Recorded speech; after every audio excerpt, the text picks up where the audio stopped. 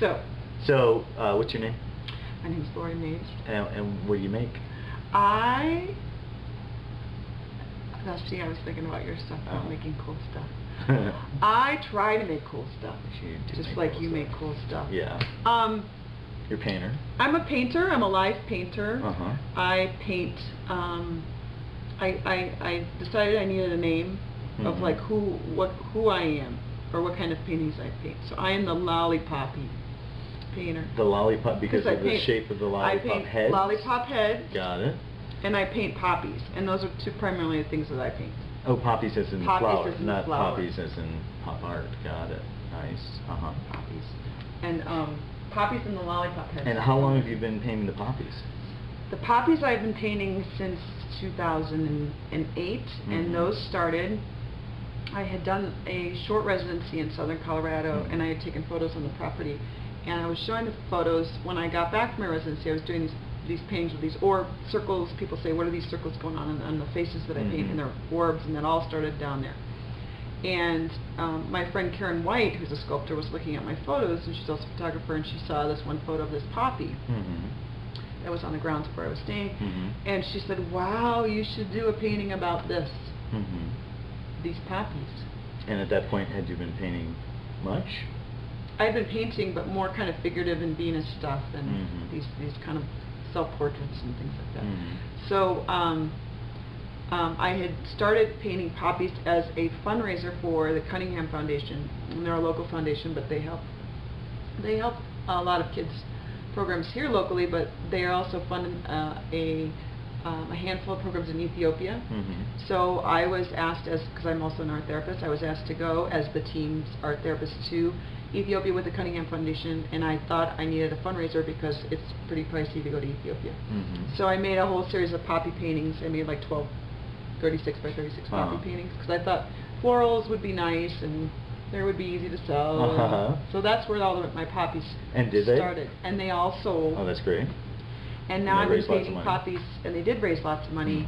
And so now I've been painting poppies since then, because I'm kind of a poppy freak, not poppy obsessed. Not from the the cartel side. Right. But but they're brilliant. They are. You know what? I like them, and they're serene, and I paint them in this kind of organic, wet. And people like I've noticed them. you have a lot of texture in your work. Do you build up your texture over a period of time? Yes. How do you do that? These studio paintings, yes. I put a lot of stuff in them. Like you, I like to recycle. So I get a lot of like oops paint from Home Depot. I love the oops paint. And the vibrant colors. And I am a water-based painter, not an oil-based painter. So I use lots of latex and primers and things like that. And so like this poppy painting down here, I pour the surface and let it sit and dry. And build up the surface with different kinds of latex found paint, paint chips, and sand, and beads, whatever else I kind of have sitting around. At arm's length, right? Right, that needs to have a home in a different way other than the trash can. So yes, texture is really important to me. Which is like, see, there's these those paintings over there. They have those paint chips, which there's some paint chips in those mountain things, cliff things. Paint chips from the store that you what from the happened? paint store? I on Craigslist I saw somebody was getting. I think they were like an interior painter, and they had posted, "Hey, we're getting rid of all this stuff." And I went to the site to go pick stuff up, and there were bags and bags and bags of these paint chips, which people I guess use in texture. And so I just put them on my paintings. Very cool. Now you also are a live painter. Can you explain what that means? I am a live painter. So what that means is I am hired by either bands or special events to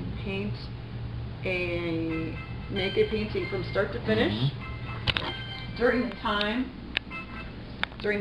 of the event or the time of the band's set. So when I'm painting live for bands, I paint a portrait of the band during their set, which can be anywhere from 30 minutes to an hour and a half, 2 hours. Or like a special event, I'll paint And so you have poppies or a something spotlight like that. on you, and you're off on the side of the stage painting, and people Yes. can watch you and the band at the same time. Yes. And do people cheer you on like they do the band? I don't know. They say, "Go, Laurie!" So much. What I was Scream Free Bird at you all the yes. time. Yeah. Paint Free Bird. Paint some wings on there. And it was, here's funny, because this one woman, her name is Susan, and she's a bass player in Denver. Mm-hmm. And she is covered in these, she's this tall, beautiful woman, Mm-hmm. long flowing red hair, and has these beautiful tattoos all over. Mm-hmm. And I was at a show painting the band that she usually plays in, but Susan was gone, she was out of town. And a fan came up to me and said, "You should do that painting of this band and add Susan, because Susan has this amazing bass player with these great tattoos." Right. And I kept looking at the woman and I said, "I would love to do that, but I only paint the heads and the hair and the instruments, so her tattoos would be lost." I don't paint the whole. So you don't paint the whole body. You paint equipment. I paint equipment and their heads. Got it. And so if they have glasses or they have funky hair, or Are you married to that forever? Do you feel? Or for now? For now. Huh? Yes. Well, Laurie, it's been a pleasure meeting you. Thank you, Aaron, for being here. I know you got to roll. I gotta go. I gotta drive to He's Santa got to Monica. drive to Las Vegas. Bye-bye. Thank